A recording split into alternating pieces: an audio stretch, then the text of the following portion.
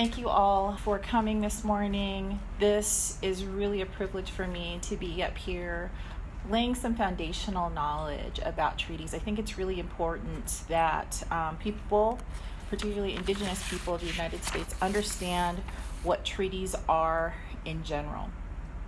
And this will go a long way to getting us to where we need to be to have some really great discussions about Indian treaties. Part one, we're going to go over international law, terminology and definitions, just some basics so that everyone gets on the same page.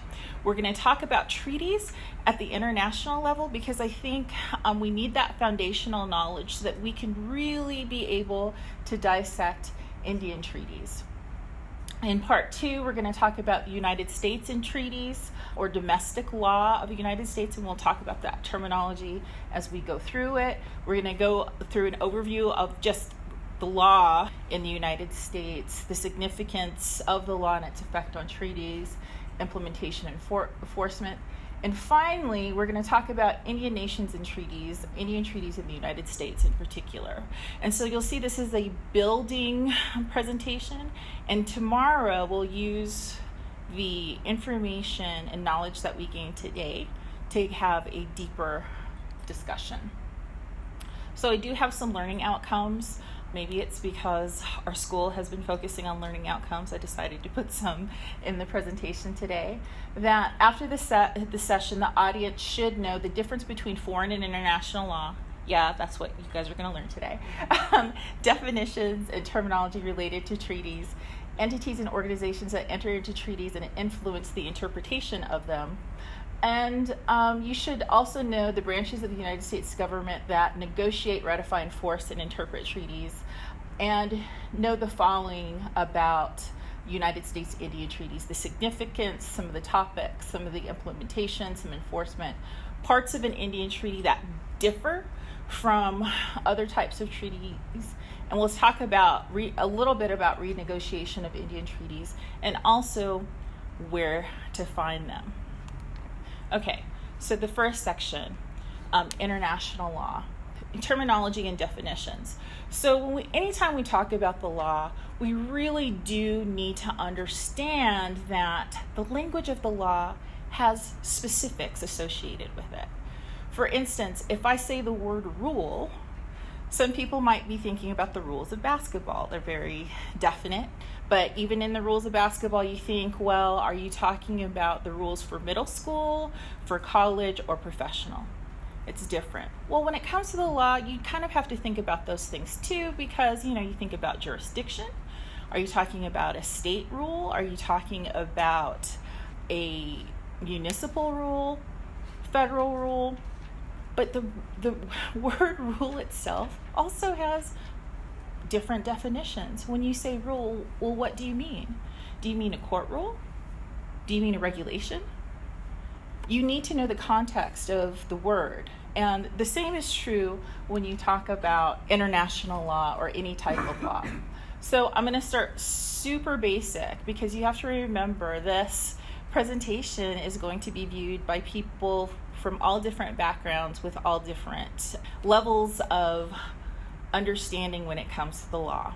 So very basically, what is a legal system? And all a legal system is the method by which rules are established and enforced in a society, right? That's all it means. So legal systems can help and hinder interactions with other societies, right? Because it's like, okay, here are the rules and what that we must play by, which is nice because that means that we're all at the same level. But it also means that we've got to follow those rules. Otherwise, there is general chaos. So another term that we're going to talk about throughout this presentation is the concept of sovereignty. So sovereignty, the definition I have here is the inherent right to or power to govern in a specific jurisdiction. Jurisdiction is another one of those terms. It could be related to a particular area of land, right? So New Mexico itself is its own jurisdiction. Each reservation, each pueblo have their own jurisdiction. and that gets complicated. We're not going to talk about the complications of Indian jurisdiction yet. But it could be over specific people, right? And that's what that concept of sovereignty is. So like I said, I just want to make sure that we all are working from the same place.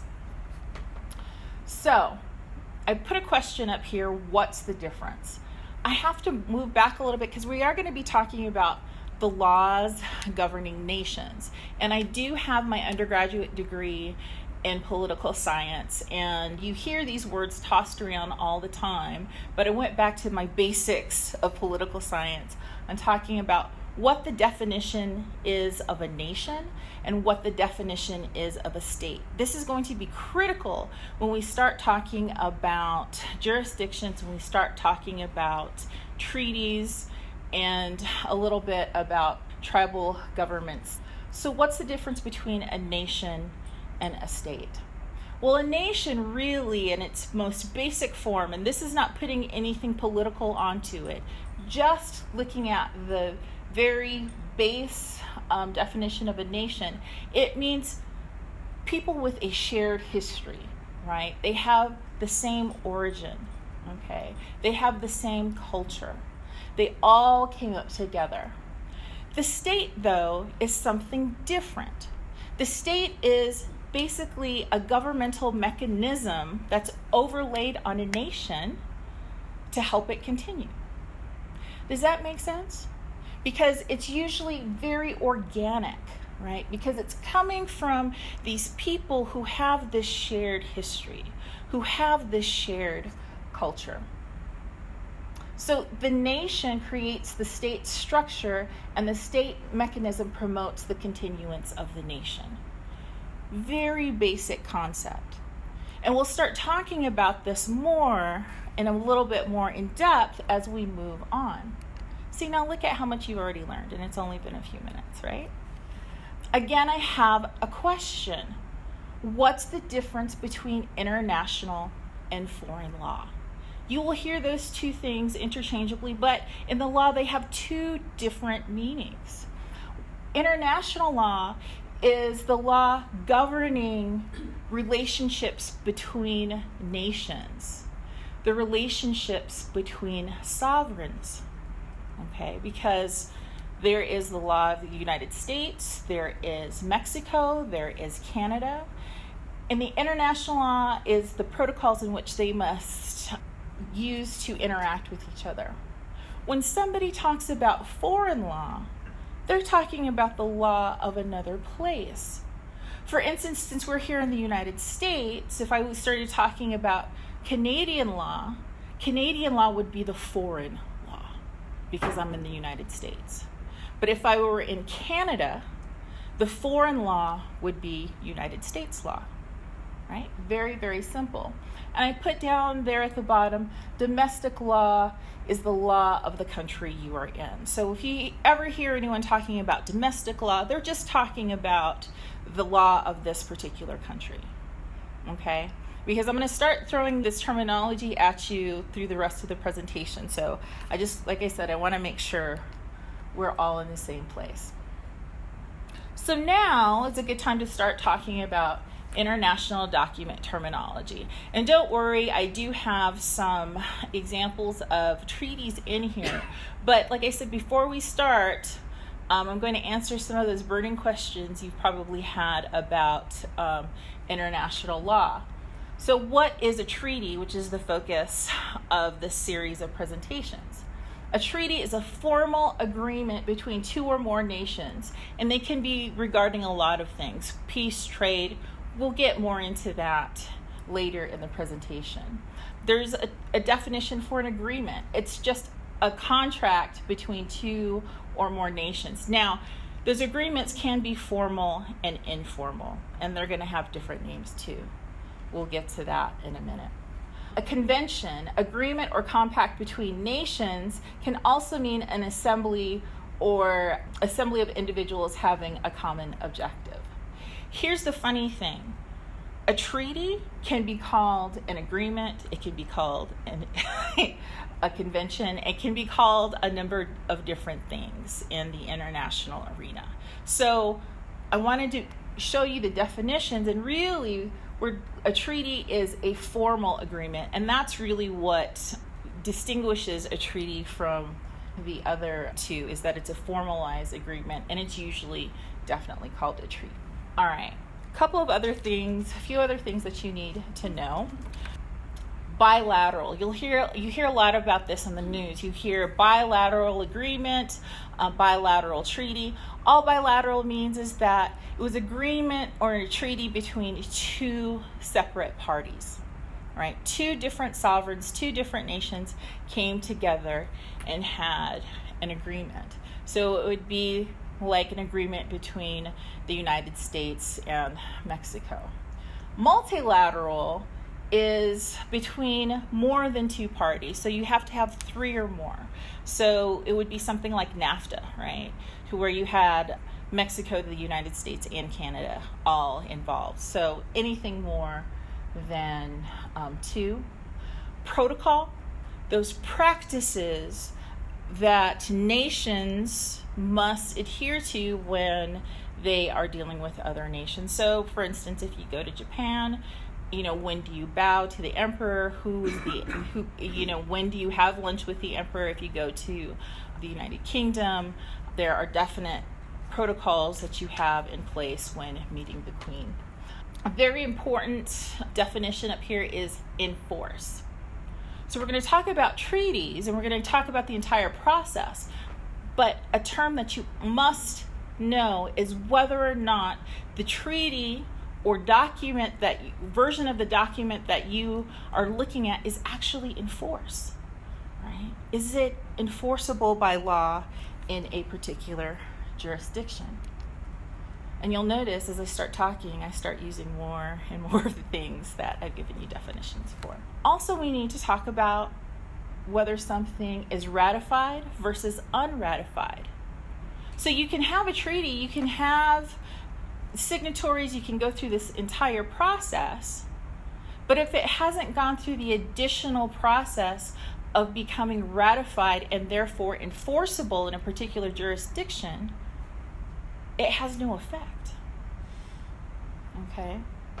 So in the United States, in order for it to be ratified, after the executive branch has negotiated it and signed it, the only way it becomes ratified is if the Senate has a 2/3 vote on it and it passes, right? And then it becomes domestic law, right? And that's how you get from something being in the international arena between two separate nations, and it becomes domestic law in the United States.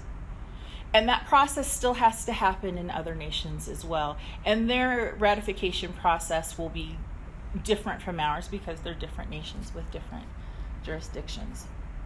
You'll hear me, and I've already said it a couple of times, signatories and parties. In international law, we're talking about the head of state that has the power to negotiate and the power to sign.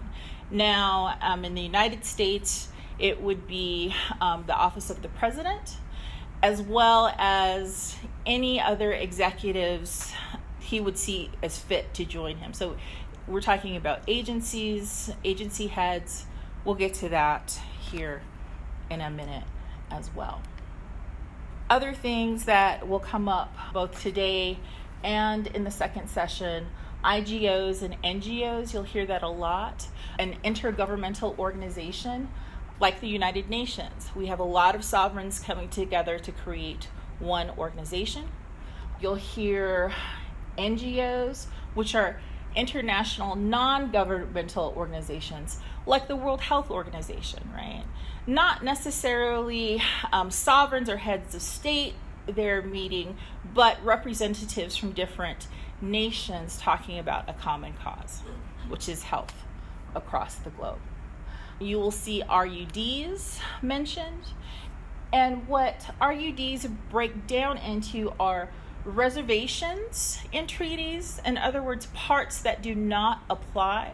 So if it's a multilateral treaty agreement and say we're talking about water rights, there might be a nation or two that say, hey, that does not apply to us because we already have our own internal laws that affect this. So we are going to sign the treaty, but with the reservation that this section does not apply to us. What are the understandings? Again, in multilateral treaties, sometimes some definitions need to be made, some agreements between particular nations about maybe border crossings or border lines, about particular forests. Those understandings have to be made. Declarations. And these are just basic intents put out by these sovereigns, right? We are signing this because, or we are not going to be a part of this particular section of the treaty because. So it's basically declaring your intent to either be a part of or not be a part of particular sections of a treaty. And these things can all be made by signatories or parties. So why is this important when we talk about treaties? Well, so you have this big, long document in its completeness that you're like, okay, everyone signed this, so everyone is a part of this treaty at the end and all parts of it. That's not true, because one party might have reservations, they might have to have a particular understanding, they might have a particular declaration. So even if you have a treaty, you're still going to have to read its parts to make sure that the party or the sovereign nation that you're interested in doesn't have one of these that affects the coverage of actions for that nation. Primary and secondary authority. Librarian in me had to bring this out, particularly a law librarian. So when we talk about primary and secondary authority in the law, primary law is enforceable law. It's law that is in effect in this particular jurisdiction or whatever jurisdiction that you're talking about. The examples are your current statutes, regulations, rules, cases, and those ratified treaties, right? So they're in effect, they're enforceable in a jurisdiction. Your secondary sources in the law are those that are not binding, right? They're from a different jurisdiction. So we're here in New Mexico. If somebody tried to apply Arizona law and New Mexico law, they couldn't do it because it's a secondary authority. Now, New Mexico is one of those states. We don't have a whole lot of law like maybe California or New York.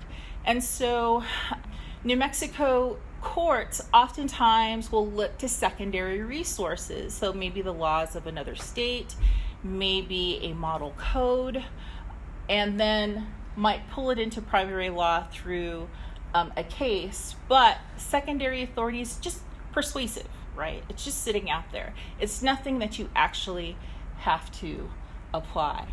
So why is this important when we talk about treaties? Well, you need to make sure that the treaty that you're looking at actually applies to the party that you are researching it for. You need to look at the version of the treaty that you're looking for, right? Have there been any subsequent changes to that treaty? Has it even been ratified, right? Are there any declarations? Are there any RUDs that you have to take into consideration? Another thing that will also come up in Indian law later, and you hear it in the news right now as well, is a treaty, and you'll hear executive agreement as well. And we've already talked about giving you a definition of an agreement, but I wanted to highlight this a little bit more. So treaties, like I've said previously, are a formal agreement between sovereigns and or international organizations, right? It's usually been ratified, it's binding, it's enforceable on those sovereigns.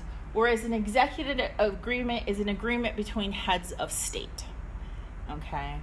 It's politically binding, right? And how those two sovereigns might interact with each other. But it doesn't mean that it has the same authority that primary law would. And it's not always ratified. Usually what will happen is there might be an executive agreement, and then the president will come back and have an agency create rules or ask regulations or rules to implement the agreement with the other head of state, or he'll ask Congress to pass some sort of statute or legislation to reflect that agreement. Okay? I know you guys are looking at me a little glazed. It's a lot of information, huh? So, that's just the foundational knowledge that you're going to need for the rest of this information that I'm going to throw at you.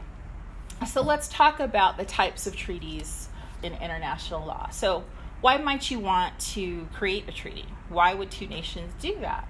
Well, for alliances, right? You have military alliances, political alliances, trade, immigration, copyright, all kinds of reasons for you to create a treaty regarding an alliance.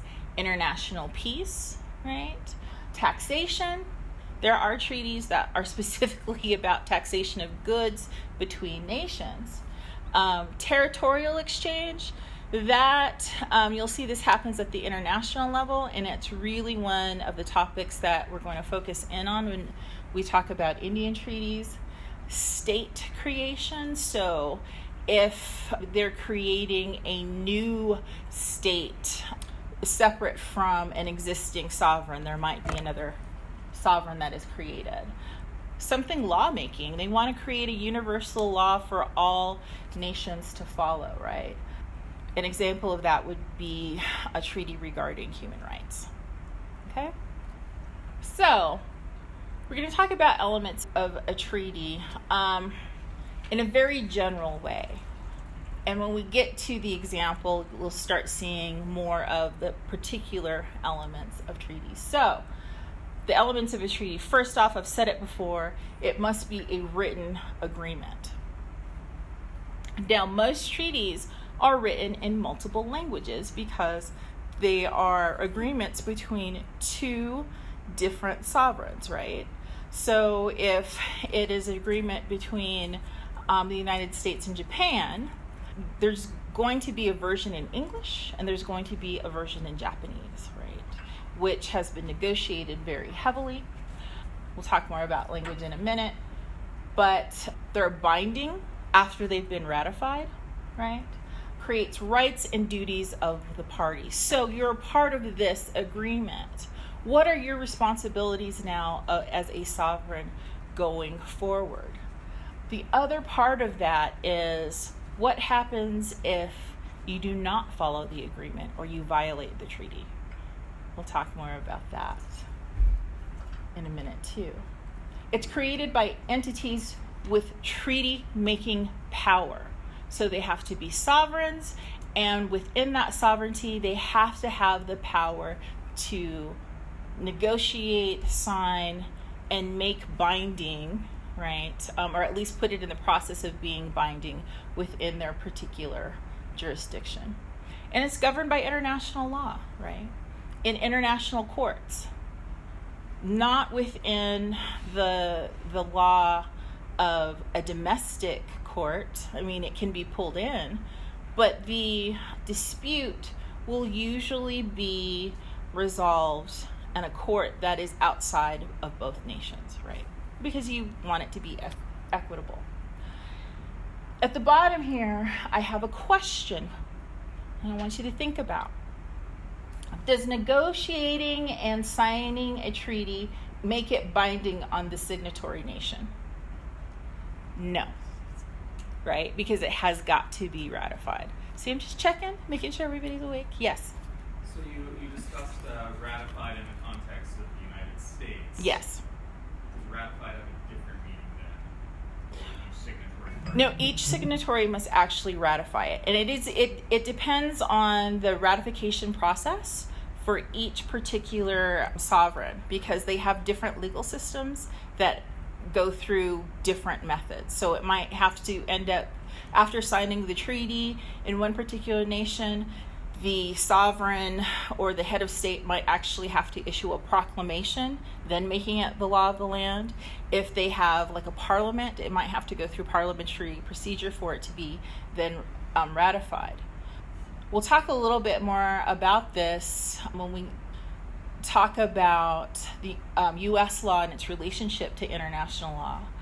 but it's separate because really a signatory went through the negotiation process and completed the document, but an extra step has to be taken for it to actually be binding. Okay. Any more questions? Okay. So, are there any guidelines or rules or laws when it comes to making treaties? So when we talk about international law, there are rules out there, and there are rules specifically for treaties, but I have got to say that international law is generally a customary law. In other words, they've been doing this for so long and interacting with each other, they've created the procedure over a long period of time, right? And all of these nations have been a part of this process, so they all pretty much understand what the customs are. So there is something called the Vienna Conventions on the Law of Treaties, and it's like an international rule book. The United States is not a party to it. I'll talk more about this going forward. But the U.S. State Department does recognize the Vienna Convention to be the standard set for negotiating treaties. So again, even though the United States is not a part of it, they do recognize it as a part of dealing with other nations. So this is not anything new, right? They originally started talking about creating rules on creating treaties back in 1948 through the International Law Commission. And again, we're looking at after the end of World War II, they're looking at how you create treaties. And the example I'll have today at the end of part 1, which is coming soon, is looking at the Treaty of Versailles. So what's the process of making a treaty? This is a very general breakdown of the rules of treaty making because there are entire classes for entire semesters about this particular process. So I've got like 2 or 3 minutes to break it down to you.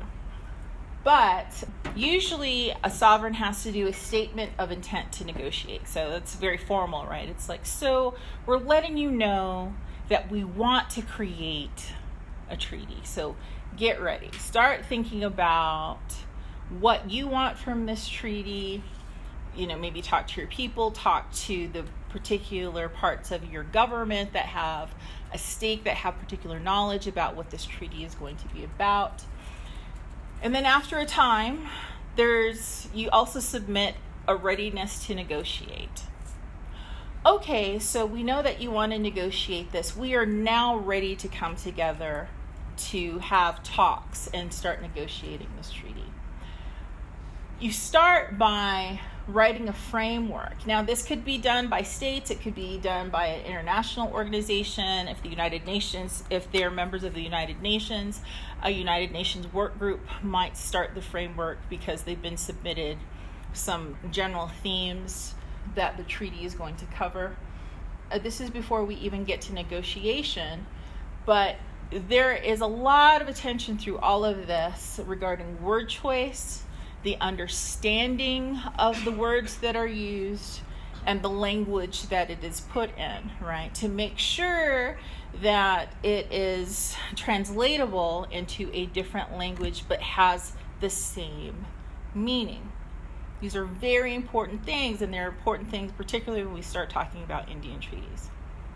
Then there's the negotiation, and a lot of the negotiation is, of course, about what particular things get in there, right? Are we talking about an arms agreement? Are we talking about nuclear agreement? And you go through that process talking about word choice, maybe talking about sanctions.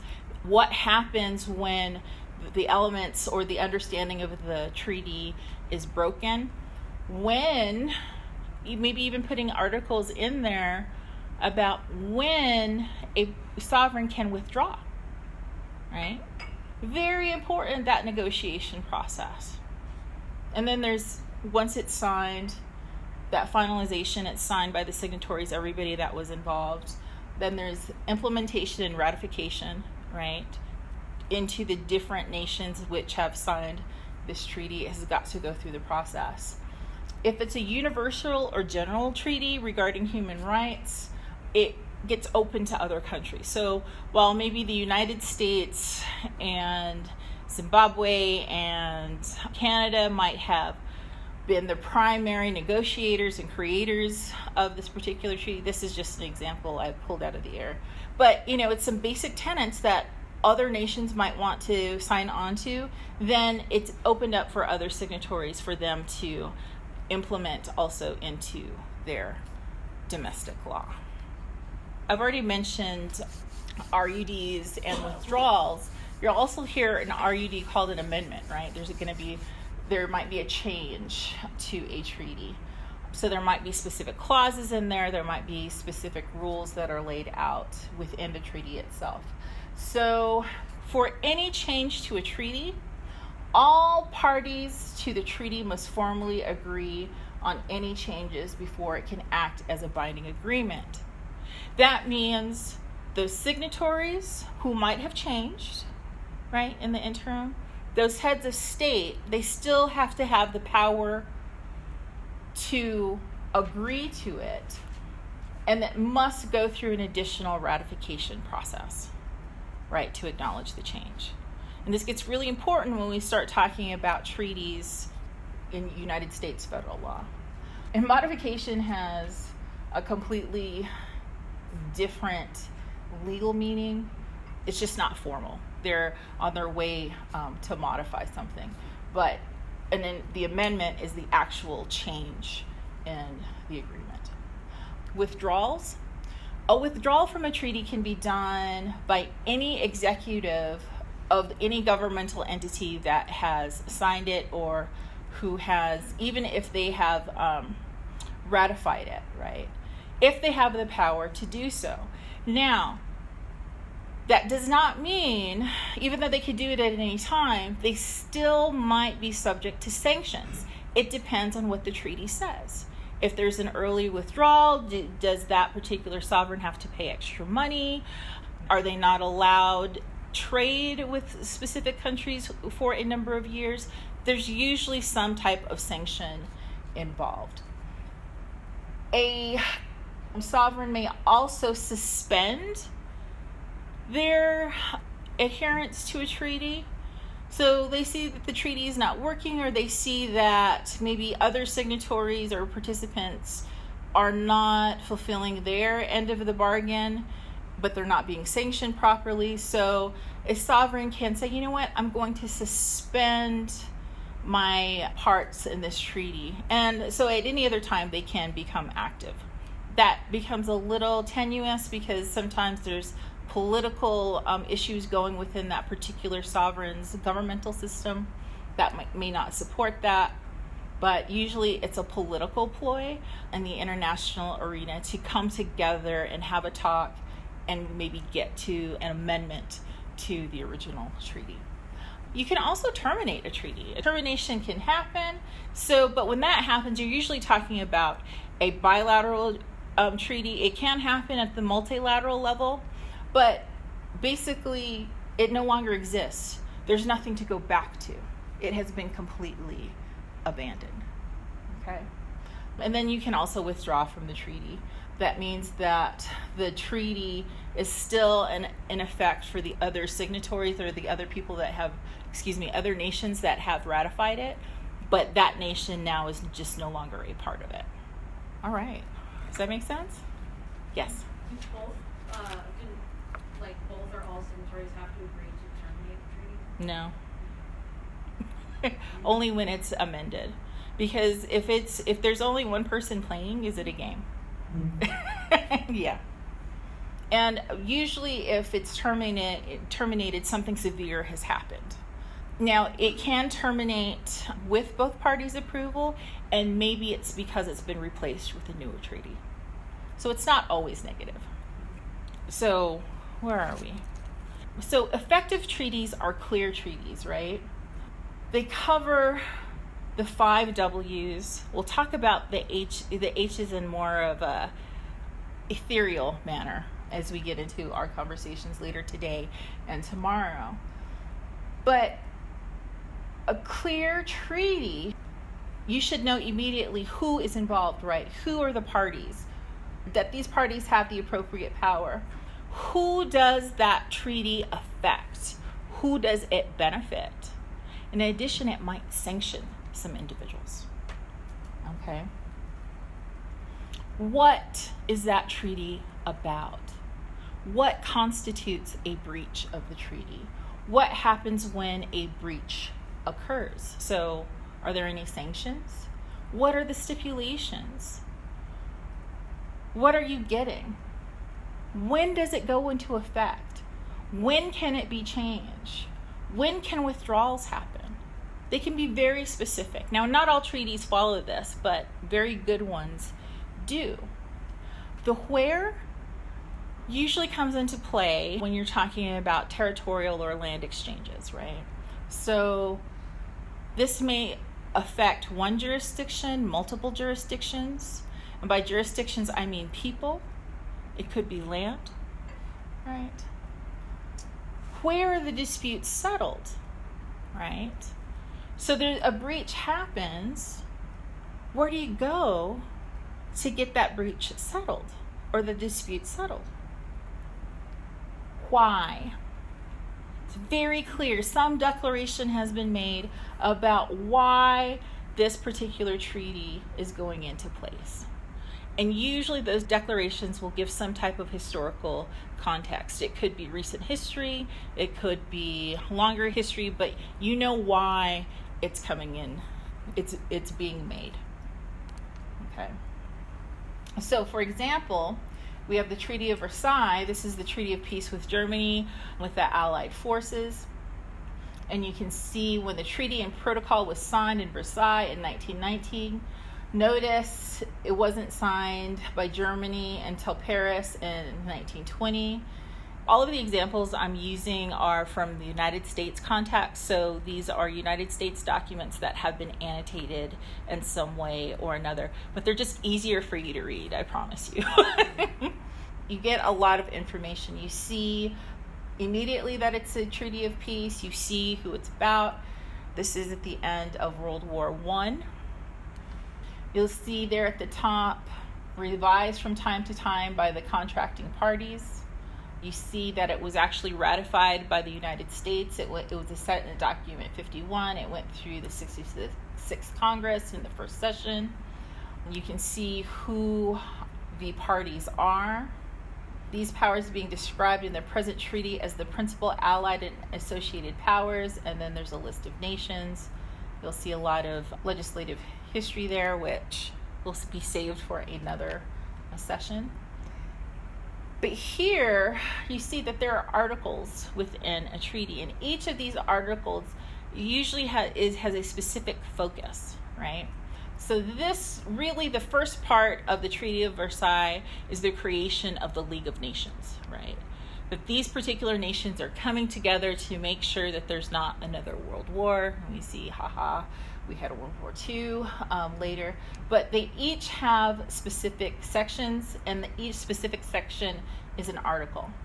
So Article 12 is that the members of the League agree that if there should arise between them a dispute likely to lead to a rupture, they will submit the matter to either arbitration or to inquiry by the Council, and they agree in no case to resort to war until 3 months after the award by arbitrators or the report by the Council.